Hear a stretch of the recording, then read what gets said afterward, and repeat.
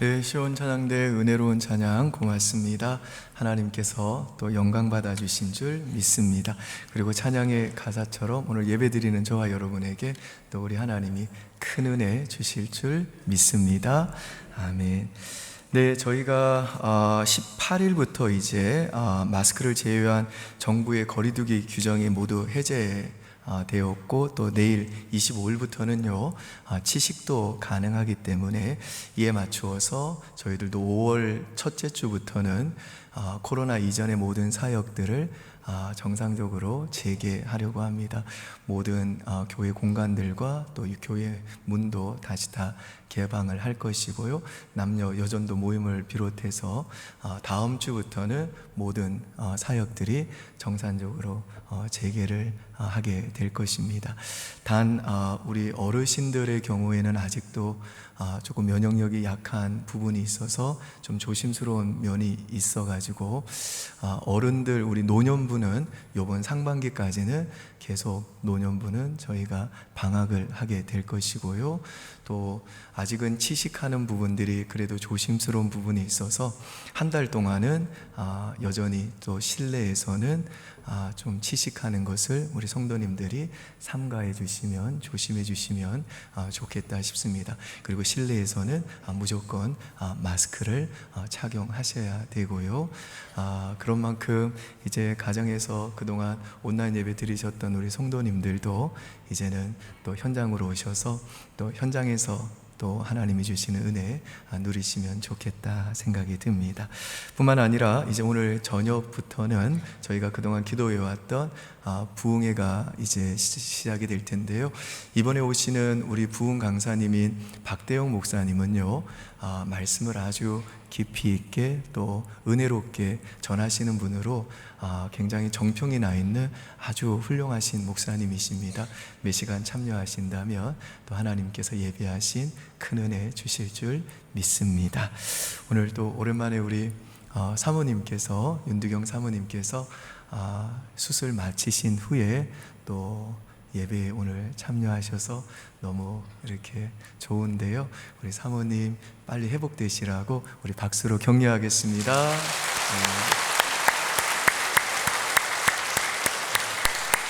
네, 뭐 아직까지는 계속해서 폐를 많이 잘라내셨기 때문에 기침을 많이 하시는 그런 상황입니다. 우리 성도님들 계속 기도해 주시면 좋겠습니다. 이 시간에는 이 추격자 사울, 도망자 다윗, 추격자 사울, 도망자 다윗이라는 제목으로 하나님 말씀 전하겠습니다.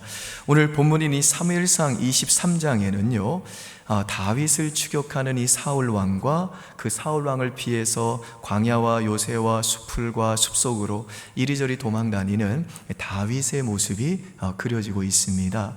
먼저 이 1절에서 12절까지 말씀해 보면요, 다윗이 그를 따르던 이 400명의 무리들과 함께 헤렛, 이 숲풀가라는 곳에 숨어 있었는데요, 그때 사람들이 다윗에게 와가지고 지금 블레셋이 그일라 주민들이 추수한 곡식을 탈취한다 라고 하는 소식을 전해줍니다. 이 그일라는요 이 블레셋과 접경에 있던 이스라엘 영토입니다. 그래서 다윗이 하나님, 제가 어떻게 하면 좋겠습니까? 라고 하나님께 묻습니다. 그랬더니 하나님께서 너는 가서 블레셋 사람들을 치고 그일라를 구원해라 고 그렇게 말씀해 주세요. 하지만 다윗의 부하들이 펄쩍 뛰는 거죠. 아니, 지금 우리 코가 석자인데, 우리도 지금 도망다니고 있는 처지인데 지금 우리가 누구를 돕는단 말입니까? 게다가 지금은 우리가 지금 수풀에 숨어 있지만 그일라에 가면 그곳은 사방이 탁 트인 들판이기 때문에 그건 우리로 하여금 그 사울 왕의 추격을 받게 하는 너무 위험한 짓입니다 라고 극구 반대를 하게 됩니다. 그래서 다윗이 하나님께 또 물어요. 그러자 하나님이 또다시 너는 그일라로 가라, 내가 블레셋을 너에게 넘겨주겠다 라고 약속해 주십니다. 그래서 다윗과 그 부하들이 그일라로 가서 블레셋을 치고 이 그일라 주민들을 구원해 냅니다. 1절에서 5절 한번 보시겠습니다. 23절 1절에서 5절 제가 읽습니다. 사람들이 다윗에게 전하여 이르되 보소서 블레셋 사람이 그일라를 쳐서 그 타작마당을 탈취하더이다 하니 이에 다윗이 여호와께 묻자와 이르되 내가 가서 이 블레셋 사람들을 치리이까 여호와께서 다윗에게 이르시되 가서 블레셋 사람들을 치고 그일라를 구원하라 하시니 다윗의 사람들이 그에게 이르되 보소서 우리가 유다에 있기도 두렵거든 하물며 그일라에 가서 블레셋 사람들의 군대를 치는 일이이까 한지라 다윗이 여호와께 다시 묻자온데 여호와께서 대답하여 이르시되 일어나 그일라로 내려가라 내가 블레셋 사람들을 내 손에 넘기리라 하신지라. 같이 있습니다. 다윗과 그의 사람들이 그일라로 가서 블레셋 사람들과 싸워 그들을 크게 쳐서 죽이고 그들의 가축을 끌어오니라. 다윗이 이와 같이 그일라 주민을 구원하니라. 아멘. 그런데 다윗이 이렇게 그 참모들이 다 뜯어 말리는 그 어려운 상황 속에서도 이 그일라 주민들을 구해 줬는데요. 이 그일라 주민들은요, 이 다윗을 배신하고 다윗을 이 사울 왕에게 넘겨주려고 시도를 합니다. 하지만 다윗은 또다시 하나님의 지시하심을 받고 사울이 오기 전에 그일라를 떠나 광야로 다시 도망을 가게 됩니다. 우리 7절에서 14절 한번 보실까요? 제가 읽습니다. 6절부터 읽겠습니다. 아히멜렉의 아들 아비아달이 그일라 다윗에게로 도망할 때에 손에 에봇을 가지고 내려왔더라. 다윗이 그일라에 온 것을 어떤 사람이 사울에게 알림해 사울이 이르되 하나님이 그를 내 손에 넘기셨도다. 그가 문과 문빗장이 있는 성읍에 들어갔으니 갇혔도다. 사울이 모든 백성을 군사로 불러 모으고 그일라로 내려가서 다윗과 그의 사람들을 애워싸려 하더니 다윗은 사울이 자기를 해하려 하는 음모를 알고 제사장 아비아달에게 이르되 에봇을 이리로 가져오라 하고 다윗이 이르되 이스라엘 하나님 여호와여 사울이 나 때문에 이 성읍을 멸하려고 그일라로 내려오기를 꾀한다함을 주의 종이 분명히 들었나이다. 그일라 사람들이 나를 그의 손에 넘기겠나이까? 주의 종이 들은 대로 사울이 내려오겠나이까? 이스라엘의 하나님 여호와여 원하건대 주의 종에게 일러 주옵소서 하니 여호와께서 이르시되 그가 사울이 내려오리라 하신지라. 다윗이 이르되 그일라 사람들이 나와 내 사람들을 사울의 손에 넘기겠나이까 하니 여호와께서 이르시되 그들이 너를 넘기리라 하신지라. 다윗과 그의 사람 600명 가량이 일어나 그일라를 떠나서 갈 수 있는 곳으로 갔더니 다윗이 그일라에서 피한 것을 어떤 사람이 사울에게 말하며 사울이 가기를 그치니라. 처음에는 이제 다윗을 따르는 자가 400명이었는데 이 그일라 전쟁을 통해서 200명이 더 이 다윗을 따르게 되어서 총 600명이 된 것입니다. 14절 같이 읽습니다. 다윗이 광야의 요새에도 있었고 또 광야 산골에도 머물렀으므로 사울이 매일 찾되 하나님이 그를 그의 손에 넘기지 아니하시니라. 아멘. 여러분, 우리가 이 당시에 다윗이 쓴 시편들을 쭉 한번 읽어보면요, 다윗이 맨날 하는 말이 뭐냐면 사람 의지하지 말고 하나님만 바라보라, 이 말을 참 자주 말합니다.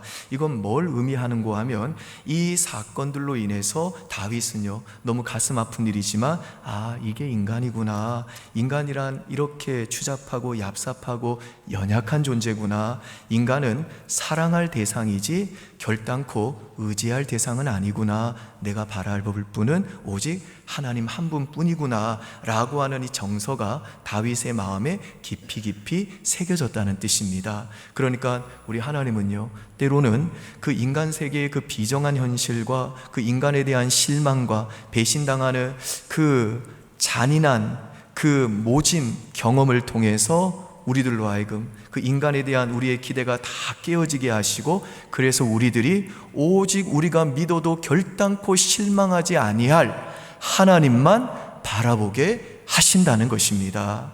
자, 이제 이 15절로 17절에 보시면요, 다윗이 그 도망 중에 다시 한번 그의 절친인 이 요나단에 의해 위로를 받는 장면이 잠깐 나오고요, 그 다음에 다윗이 또다시 십광야라고 하는 이 숲으로 도망을 갑니다. 그런데 거기서도 또 이 십광야의 주민들이 이 다윗을 사울 왕에게 밀고 하는 바람에 다윗은 더 이상은 도망갈 곳이 없는 그야말로 막다른 장소인 마온 항무지라는 곳까지 쫓기게 쫓기게 됩니다. 그리고 이때 사울 왕은요, 그 지역 지리를 잘 알고 있던 그 현지인이 십광야 주민들에게 다윗이 숨어 있는 장소를 정탐해서 자기에게 밀고하도록 만듭니다. 위협을 한 거죠. 그래서 이제 다윗 일행은 마치 도간에 든 쥐처럼 갇히게 돼가지고 정말 이제는 더 이상 도망갈 곳이 없이 꼼짝없이 사울 왕에게 잡혀 죽을 수밖에 없는 절체절명의 위기를 만나게 됩니다.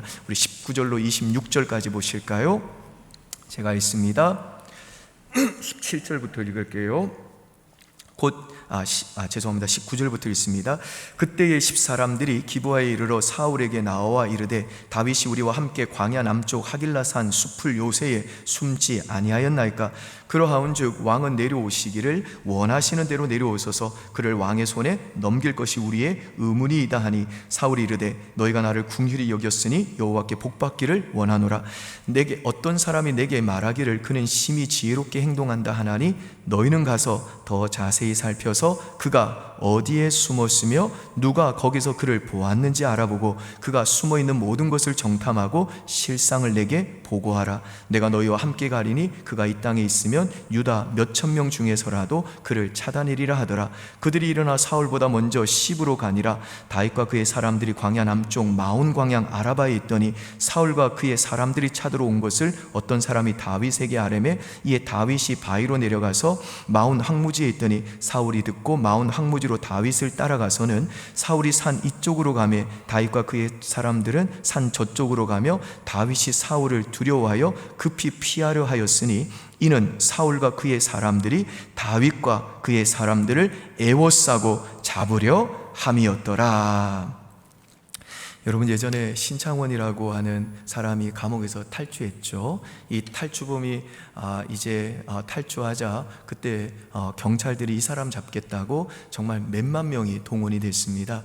근데 2년 6개월 동안 안 잡히다가 결국 이 신창원이 잡혔는데요. 어떻게 잡혔는가 하면 그때 이 신창원이 전남 순천에 있는 여성 혼자 사는 아파트에 숨어 있었는데 가스레인지가 망가졌나 봐요. 그러니까 이제 먹을 게 필요하니까 먹고는 살아야 되니까 신창원이 가스레인지 기사를 불렀어요. 그 기사가 이제 오더니 이상한 겁니다. 뭐가 이상하냐 하면 신창원하고 그 여자가 신혼 부부라고 말하는데 집안에 결혼 사진이 없더라는 거예요.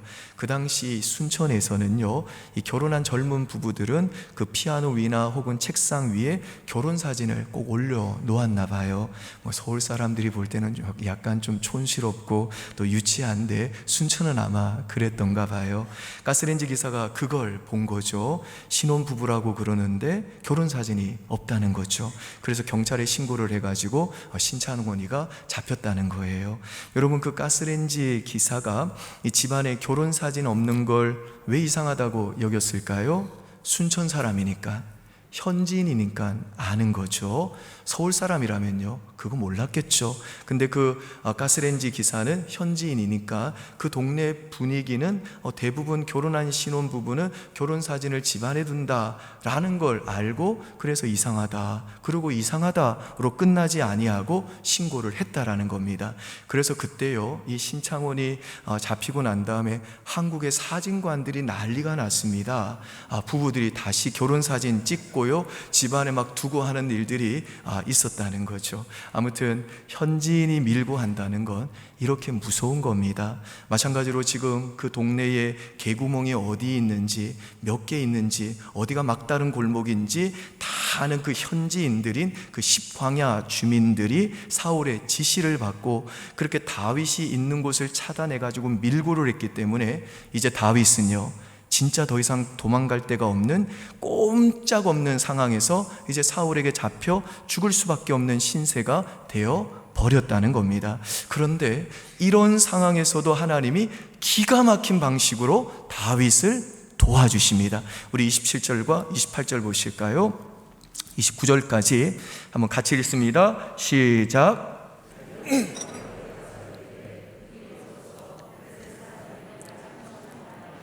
이에 사울이 다윗 뒤쪽 길을 그치고 돌아와 블레셋 사람들을 치러 갔으므로 그곳을 셀라 하마 느곳이라 칭하니라. 다윗이 거기서 올라가서 엔게디 요새에 머무니라. 무슨 말인가요? 다윗 일행이 이제 그 막다른 골목에 다다라 가지고 사울에게 잡혀 죽는 것이 이제 시간 문제였는데, 그런데 그때 갑자기 한 전령이 급히 사울 왕에게 와가지고 지금 블레셋 사람들이 이스라엘을 침노한다고 보고를 하는 바람에 사울 왕이요, 할 수 없이 그 다 잡은 다윗을 잡는 걸 포기를 하고 급하게 돌아갔다는 것입니다. 여러분 생각해 보십시오. 지금 러시아라 우크라이나 사이에, 나라와 나라 사이에 전쟁이 일어나니까 어떻습니까? 정말 양측 모두 수많은 사람들이 죽어가잖아요. 그런데 하나님께서는요, 모든 사람들이 다 다윗을 배신하고 다윗에게 등을 돌린 그 상황에서도요, 다윗을 왕이 되게 하시겠다고 하신 그분의 약속을 신실하게 이루기 위해서 그 인간의 욕심으로 일으킨 그 나라와 나라, 국가와 국가 사이에 일어난 그 전쟁까지도 합력하여 선이 되게 사용하셔서 다윗을 사울의 손아귀로부터 보호해 주시고 지켜 주셨다는 겁니다. 그래서 이런 기이하고 놀라운 하나님의 도움의 손길을 경험했던 이 다윗이 시편 57편에서 그때의 상황을 회상하면서 이제 시를 썼는데요, 시편 57편 7절을 한번 보시죠. 같이 읽습니다. 하나님이여, 내 마음이 확정되었고 내 마음이 확정되었사오니 내가 노래하고 내가 찬송하리로다. 그리고 이제 2절에 보시면 다윗이 이렇게 어떤 상황에서도 나는 일평생 이제 하나님을 찬송하고 하나님을 노래하겠습니다 라고 그 마음을 확정하고 결단한 이유를 설명합니다. 시편 57편 2절 보시죠. 같이 읽습니다. 내가 지존하신 하나님께 부르짖으며 곧 나를 위하여 모든 것을 이루시는 하나님께로다. 아멘. 이 말씀에서 보시듯이 지금 다윗은요, 하나님은 나를 위하여 모든 것을 이루시는 하나님이시다 라고 믿고 있습니다. 그러니까 다윗은 오늘 본문에 기록된 것처럼 사울 왕에게 쫓겨가지고 언제 죽을지 모르는 그 짐승처럼 동굴 속에 숨어가지고 늘 오들오들 떨면서 밤을 지새우고 사람들에게 배신당하며 그렇게 아픈 가슴을 부여잡고 그렇게 이곳저곳을 도망다니는 신세지만, 그런 와중에도 자신을 그 이스라엘의 왕이 되게 하시겠다는 그 약속을 신실하게 이루기 위해 나라와 나라 사이의 전쟁까지도 사용하사 자신을 끝까지 지켜주시고 자신을 끝까지 보호하시는 그 하나님의 놀라운 도우심을 경험하고 나서 하나님, 나를 위하여 하나님은 모든 것을 이루시는 하나님이신 줄 저 믿습니다. 그러면 나는 이제 일평생 동안 어떤 상황에서도, 모든 상황에서도 내 하나님을 노래하고 그 하나님을 찬송하기로 내 마음을 확증했습니다 라고 하는 이 믿음의 고백을 토해내고 있는 겁니다. 그리고 다윗이 이 그일라 주민과 십광야 사람들의 배신이라는 이 가혹한 그 현실을 뚫고 살아남은 후에 또 지었던 찬송이 이제 시편 18절인데요 시편 18편 1절 2절 유명한 말씀이죠. 같이 한번 읽습니다. 나의 힘이신 여호와여, 내가 주를 사랑하나이다.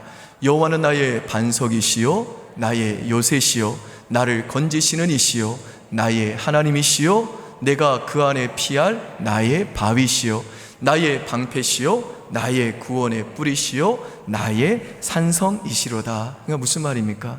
숲이 또 광야의 요새가 자기를 보호하고 지켜준 게 아니라 누가 지켜주셨다고요? 하나님이 보호하셨다는 거죠. 여러분, 사실 우리는 조금만 숨 쉴 틈만 있어도요 하나님 아닌 다른 것들을 더 의지하는 연약한 존재들입니다. 그래서 우리 하나님께서는요 때로는 우리들을 예측하지 못한 상황에 내몰리게 하심으로, 그리고 또 인간에게 어떤 상처와 그리고 또 배신까지도 당하는 아픔을 경험하는 그 모진 상황을 허락하심으로 그 경험들을 통해 정말로 우리의 그 판단과 선택의 불확실함과 한계를 깨닫게 해주시는 겁니다.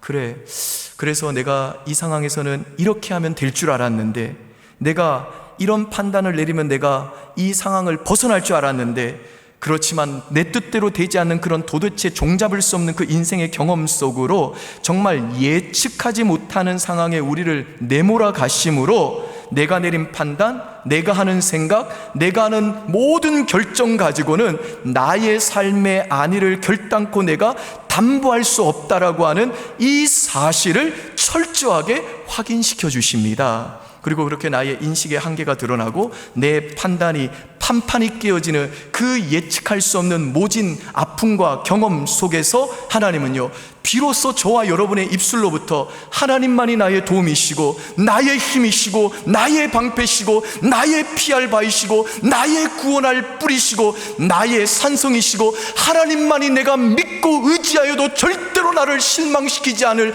나의 하나님이십니다 라고 하는 이 믿음의 고백을 저와 여러분으로부터 받아내시고야만은 하나님이시라는 겁니다.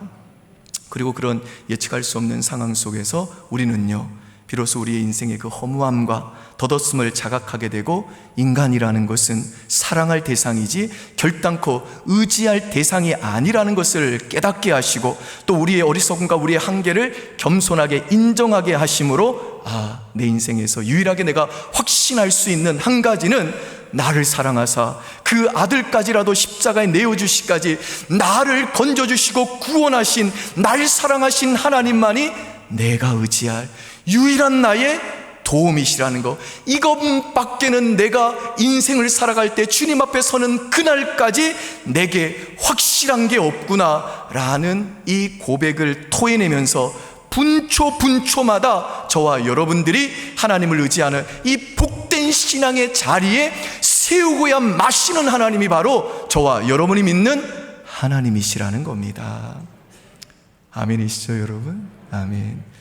여러분, 저는 오늘 사울왕의 이 거듭되는 추격 속에서도 하나님의 그 기이한 도움으로 이 절체절명의 위기를 벗어난 이 다윗의 모습을 보면서요, 다윗이 쓴 또 다른 시편이 생각났는데요, 시편 124편 7절과 8절입니다. 한번 보시죠. 여러분 읽습니다. 시작.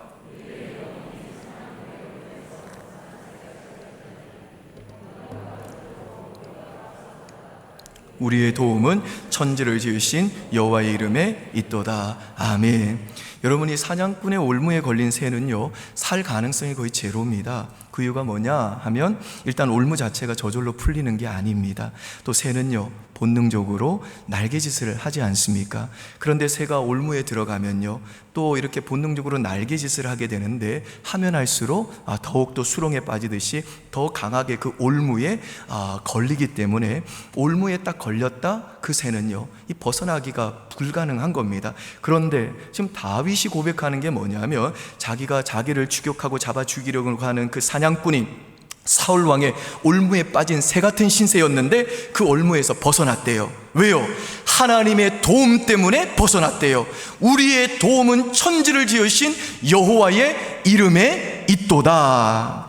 여기에 나오는 이 도움이라는 단어가 유명한 히브리어로 에젤이라고 하는 단어죠. 창세기를 펴면 우리 여성분들이 별로 좋아하지 않는 구절 나오죠. 창세기 2장 18절에 보면, 사람이 혼자 사는 것이 좋지 아니하니 아담 혼자 사는 것이 안 좋았대요. 그래서 내가 그를 위하여 돕는 배필을 지으리라. 그래서 여자를 창조했다는 거죠. 여기에서 돕는 배필이라고 할 때 이 돕는다라는 단어가 에젤입니다. 그래서 말은 안 합니다만은 우리 여성분들이 이 말씀 처음 접하게 되면 되게 기분 나빠해요. 도대체 나로 보조로 만든 거냐, 나는 남자보다 열등한 거냐, 나는 남자의 시다발이냐, 이러고 계속 기분 나빠한다고요. 근데 이건 완전히 오해입니다. 왜냐하면 여기서 도움이라는 이 뜻을 가진 이 에젤이라는 단어는요, 하나님께 사용되는 단어이기 때문에 그렇습니다. 그래서 우리가 방금 읽은 이 시편에도 보면 다윗이 우리의 도움은 천지를 지으신 여호와의 이름에 있도다 라고 말하잖아요. 도움과 여호와의 이름은 이퀄이라는 거예요. 똑같다는 겁니다. 우리 하나님의 대표적인 성품, 속성이 바로 도움이라는 겁니다. 그런데 이 하나님의 도움의 능력을 누구에게 주셨다고요? 여성한테 특별히 주셨다는 겁니다. 그러니까 이건 우리 여성분들이 기뻐하고 찬송해야 되는 건데, 문화적인 이 우리의 어떤 분위기 때문에 돕는 배필이라고 하면 마치 여성이 보조나 혹은 또 이 그 시다바리 같이 하는 이 열등한 존재라고 오해할 때가 많이 있다는 겁니다. 여러분, 그러나 그렇지 않아요. 이 도움이라는 건 뭐냐면요, 성경적인 시각에 의하면 생명을 꽃피우는 능력입니다. 여성의 도움이 있어야만 남성이 완성이 된다는 겁니다. 여성의 도움이 있어야만 남성의 생명이 풍성해진다는 겁니다. 마찬가지로 우리 하나님께서 저와 여러분을 도와주셔야지 우리는요, 인간다움의 꽃이 피어난다는 것입니다. 하나님의 도움 없이는 아무것도 우리 인생에서 꽃 피울 수 없고, 하나님의 도움 없이는 아무것도 우리는요, 어떤 열매도 맺을 수가 없다라는 겁니다. 예컨대 어머니가 자녀들을 도와줘야지 생명이 가능하잖아요. 아이가 뭐 혼자서 큽니까? 못 크잖아요. 그래서 돕는다는 것은 생명이 가능하게 만드는 능력이라는 겁니다. 남자들도 그렇죠. 보세요. 아내의 도움이 있어야만 비로소 한 남편으로서의 역할을 감당하고 한 인간으로서의 기능을 하기 시작을 하는 겁니다. 그러므로 여기 계신 우리 여성분들, 이제 프라이드를 좀 가지십시오. 긍지와 자부심을 가지세요. 내가 없으면 저 남자는 남자 구실 못한다. 내가 없으면 내 자녀들은 절대로 생명으로 꽃피울 수 없다. 그렇게 하나님이 여러분에게 주신 이 도움의 능력이 있음을 믿으시기를 바랍니다. 바랍니다. 아멘. 근데 하나님께서 그런 능력으로 저와 여러분을 도우신다는 겁니다. 하나님은 도움의 하나님이시기 때문에, 에젤의 하나님이시기 때문에 하나님은요, 저와 여러분을 도와주신다는 겁니다. 여러분, 우리가 이 땅을 살다 보면 삶이 힘들지 않습니까? 참 힘들어요. 어떤 자매는요, 너무너무 힘들어가지고 정말 하루 종일 교회에서 전해진 설교들을 다 들었는가 봐요. 하루 종일 설교만 듣고 보냈대요. 그런데도 불구하고 눈물이 그치지를 않는데요, 그만 살았으면 좋겠다라는 생각을 하면서 한 주를 보냈답니다. 죽고 싶다는 거예요. 사는 게 너무너무 힘들다는 겁니다. 그런데 여러분, 이렇게 힘들 때 우리에게 나타나는 특징이 뭐죠? 비교하는 거죠. 다른 사람들은 다들 제대로 살고 있는 것 같은데 나만 그렇지 못하다는 겁니다. 다른 가정은 다 괜찮은 것 같은데 우리 가정에만 문제가 많은 것 같다는 겁니다. 어찌해야 될지 모르겠다는 겁니다. 그러면서 목사에게 와서 희망 섞인 질문을 던져요. 목사님, 제가 예배를 통해 다시 하나님께 나아가면 제 인생이 회복될 수 있을까요? 우리 가정이 회복될 수 있을까요? 물론 있죠. 본인도 알아요. 하나님께 나아가면 회복할 수 있다는 거 알아요. 근데 너무너무 답답한 거예요. 이 자매가 회복되려면요, 하나님의 도움이 필요한 겁니다. 여러분, 저희 교회에 이제 막 결혼한 신혼 부부들이 참 많아요. 또 젊은 부부들도 많습니다. 남들 다 하는 것처럼 보이는 결혼 생활이잖아요. 그냥 누구나 다 결혼 생활이 그래서 원만하게 진행될 것 같잖아요. 그러나 여러분, 그렇지 않아요. 하나님의 도우심 없이는 부부도 하나 될 수 없습니다. 여러분들도 다 절감하실 거예요. 부부가 하나 되는 거, 둘이 그냥 얼굴만 쳐다봐도 웃음이 나오고 사랑하니까 하나가 될 것 같죠? 그렇지 않아요. 남편의 역할, 그 아내의 역할, 두 사람이 하나 되는 거 반드시 하나님의 도움이 필요한 겁니다. 그래서 부부는 늘 기도해야 되는 겁니다. 하나님, 우리 부부가 하나 될 수 있도록 도와주세요. 그래야 하나 되는 겁니다. 여러분, 우리 주변에 가끔 그러는 분들이 있죠. 우리 자식같이 문제없는 애들이 없다고 입이 침이 마르도록 칭찬하지 않습니까? 여러분, 그거 100% 다 믿지 마세요. 하나님의 도움 없이 자녀 양육은 불가능합니다. 자식들이 그렇게 잘만 크는 게 아니라는 거예요. 그분이 워낙 긍정적이라서 그렇게 자랑하고 다니는 거지, 자세히 한번 각 가정들 들여다보세요. 자녀들로 인해서 고민 안 하고 자녀들 때문에 가슴 타지 않는 부모는 없습니다. 자녀를 키워본 사람은 알아요. 하나님의 도움 없이 아무것도 안 된다는 거, 하나님이 지켜주시고 하나님이 도와주셔야 된다라는 겁니다. 그래서 부모는요, 날마다 하나님 도와주세요. 우리 자녀 키우는 거 내 능력 갖고 안 됩니다. 그렇게 늘 하나님의 도움을 구해야 되는 겁니다. 직장 생활하는 것도 당연한 거잖아요. 근데 뭐 그 직장 생활이 내 힘 갖고 됩니까? 인간관계가 내 힘 갖고 되나요? 안 되잖아요. 그래서 하나님의 도움이 필요하다는 겁니다. 우리 성도들 가운데 특별히 일하다가 일 못하게 되신 분들이 꽤 있습니다. 일하다가 일이 중단되었을 때 여러분, 그 충격은 이루 말할 수 없는 겁니다. 일하다가 갑자기 일을 못하면 그 허탈감으로 인해 자기 존재가 다 무너져 버리는 겁니다. 그래서 나이가 들어서 퇴직을 하던 중간에 명퇴를 당했던 일 열심히 하다가 그렇게 일을 중도에 갑자기 못하게 되는 분들 보세요. 안절부절합니다. 우리 청년들 같으면요, 한참 일해야 될 나이에 취업이 안 되는 그 실업 문제, 이건요 너무너무 심각한 문제인 겁니다. 왜요? 자기를 설명할 길이 없는 겁니다. 내가 누구냐? 그러면 설명을 못하는 겁니다. 어떤 분들은요, 아니 그게 죽을 병에 걸린 것도 아니고 죽을 상황도 아닌데 왜 그러나? 라고 쉽게 말하는데요, 아니에요. 그거 몰라서 하는 소리예요. 일 못하는 거, 그거요 굉장히 큰 충격입니다. 그분들은요, 지금 자신의 처지가 마치 사냥꾼의 올무에 걸려있는 새와 같다고 엮일 만큼 힘든 거라고요. 근데 여러분, 오늘 우리가 이 다윗의 모습을 통해 배우는 게 뭡니까? 비록 사냥꾼의 올무에 걸려있는 그런 상황이라 할지라도 우리가요, 진짜 하나님 도움을 만나면요, 그 올무에서 능히 벗어날 수 있다라는 겁니다. 믿습니까, 여러분? 아멘. 여러분, 우리 예수 믿는 신자는 어떤 자들이냐면요, 날마다 하나님의 도움을 구하는 자들이고, 분초마다 침 생길 그 분초마다 하나님의 도움으로 살아가는 사람들입니다.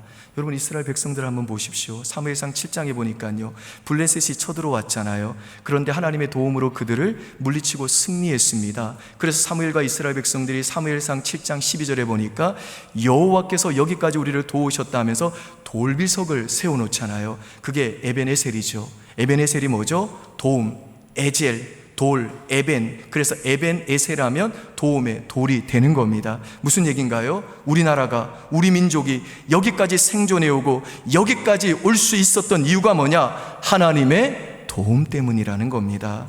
마찬가지로 저와 여러분의 인생 가운데서도 항상 이 하나님의 도움을 인정하고 찬송하는 이 에벤에셀이라고 하는 비석이 세워져야 되는 겁니다. 하나님이 도와주셔서 여기까지 내가 왔다라고 하는 이 믿음의 고백이 우리 안에 늘 살아 있어야 된다는 겁니다. 우리 교회도 마찬가지입니다. 다음 주가 우리가 42주년 설립 주일 예배를 드리잖아요. 그런데 우리 교회가 해야 될 고백이 뭡니까? 매 순간순간마다 우리 교회에 있어야 될 고백이 뭐냐면, 하나님이 도와주셔서 여기까지 왔습니다. 우리는 하나님의 도움 없이는 살 수 없는 성도들이고 교회이고 가정입니다 라고 하는 이 고백이 있어야 된다라는 겁니다. 모세도 보십시오. 모세가 애굽에서 나오고 난 다음에 장인이 두 아들 데리고 오잖아요. 첫 번째 이름이 게르솜인데, 게르솜은 나그네라는 뜻입니다. 근데 둘째 아들의 이름을 모세가 뭐라고 지었나요? 엘리에젤이라고 지었습니다. 엘리에셀이라 뜻이 뭡니까? 여호와는 나의 도움이시다. 그러니까 지금 모세가 뼈저리게 느끼는 게 뭡니까?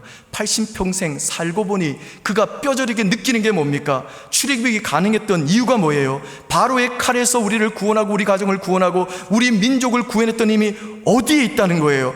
엘리에젤, 여호와 하나님이 도와주셨기 때문이라는 겁니다. 그래서 그 아들 이름을 그렇게 지었다고요. 신앙 고백인 겁니다. 우리 인생에도 바로 이런 신앙 고백이 있어야 된다라는 겁니다. 이제 신약 시대에 오면요, 예수님께서 십자가에 달리시고 지난주일에 우리 부활 주일로 보내었고, 부활하신 다음에 예수님 승천하시고 난 다음에 하나님 보좌 우편에 앉으시죠. 여러분, 부활이 왜 중요합니까? 부활과 동의어가 뭔지 아시나요? 부활과 동시에 성령님을 우리에게 보내주셨다는 겁니다. 그래서 부활의 메시지 가운데 하나는 뭐냐면, 성령이 이 땅에 오셨다는 겁니다. 성령이 우리 가운데 지금도 우리와 함께 하신다는 겁니다. 그런데 성령의 별명이 뭔가요? 보혜사잖아요. 보혜사.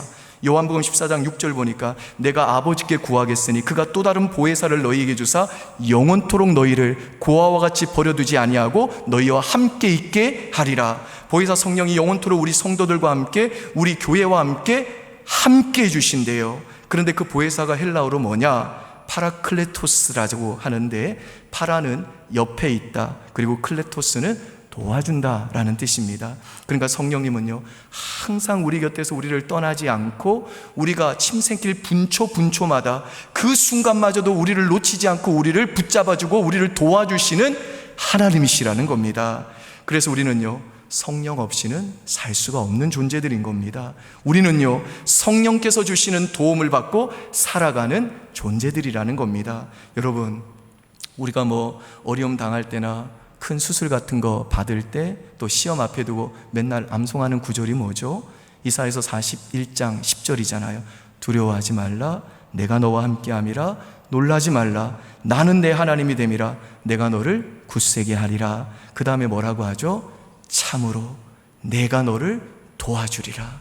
참으로 내가 너를 도와주리라. 하나님이 우리에게 약속하셨잖아요. 그러므로 사랑하는 우리 성도 여러분들, 지금 어려움 당하셨나요? 힘드세요? 다윗처럼 지금 사냥꾼의 올무에 빠진 새와 같은 처지십니까? 사방으로 정말 우겨쌈을 당해가지고 정말 앞이 보이지 않고 깜깜하시나요? 이 시간 하나님이 여러분에게 말씀하십니다. 참으로 내가 너를 도와주리라. 참으로 내가 너를 도와주리라. 너가 지금 누구한테도 하소연할 수 없고 누구도 의지할 데가 없이 홀로 눈물을 흘리는 그 인생의 위기 속에 있다 할지라도 참으로 내가 너를 도와주리라. 믿으시나요, 여러분? 아멘. 사랑하는 여러분, 이 약속 믿음으로 붙들고 하나님의 도우심을 구하십시오. 오늘 다윗이 이 사울의 추격의 위기 앞에서 여호와께 묻고 물었던 것처럼 우리도요, 그렇게 하나님께 기도하면 하나님은 우리에게도 기가 막힌 도움을 우리에게 베풀어 주실 줄 믿습니다. 그러므로 여러분, 다시 한번 여러분에게 부탁드립니다. 주님의 이름으로 부탁드립니다. 어려움 중에 처하셨습니까? 인생의 위기를 만나셨나요? 마치 갓난아이가 엄마한테 매달리시지 그렇게 하나님께 한번 매달려 보십시오. 여호와께 묻자와 이르되, 여호와께 묻자와 이르되, 그렇게 어린아이처럼 위기의 순간 때마다 하나님께 기도하고 또 기도했던 다윗처럼 예측할 수 없는 그 인생의 상황 속에서도 언제나 우리의 도움 되시고 힘이 되시고 방패 되시고 나의 피할 바위 되시고 나의 구원의 뿌리 되시고 나의 산성 되시는 우리의 좋으신 아버지 되시는 하나님께 한번 매달려 보십시오. 그래서 사냥꾼의 올무에서 벗어난 새처럼 우리를 벗어나게 하시는 그 하나님의 귀한 도움을 받고, 하나님은 나를 위하여 모든 것을 이루시는 하나님이십니다. 내가 일평생 어떤 상황에서도, 모든 상황 속에서도 하나님을 노래하고 하나님을 찬양하겠습니다 라는 이 믿음의 고백을 토해내는 은혜가 저와 여러분의 생애에도 있으시기를 주의 이름으로 축원드립니다. 아멘. 기도하겠습니다. 아버지 하나님, 우리 인생이 참으로 예측할 수 없음을 고백합니다. 그래서 우리가 우리 인생 가운데 만나는 이 현실 속에서 하나님이 어디 계시냐, 하나님이 계시다면 내 삶을 왜 이 지경까지 몰아가시느냐 하는 그런 상하고 아픈 고백들이 절로 터져 나오는 것이 우리의 인생입니다.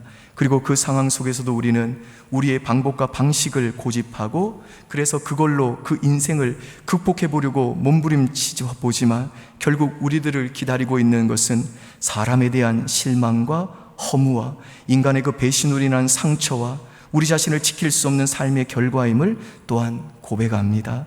하나님 아버지, 우리들이 이런 예측할 수 없고 불확실한 인상을 통과하면서 나의 한계를 철저하게 인식하게 하시고, 그래서 오직 능하신 하나님을 기억하며 하나님의 도움만을 의지하는 인생의 지혜를 배울 수 있도록 도와주시옵소서. 그래서 사냥꾼의 올무에서 벗어난 새같이 우리를 건져주시는 그 하나님의 귀한 도움을 허락하사 그 하나님을 모든 상황에서 주님이 우리는 부르는 그날까지 그 인생길 걸어가면서 그 하나님을 자랑하고 찬양하며 간증하며 사는 믿음의 사람 되도록 우리 모두에게 은혜 내려 주시옵소서. 감사드리며 예수님 이름으로 기도합니다. 아멘. 우리 다 함께 자리에서 일어나셔서 하나님께 찬송하시겠습니다.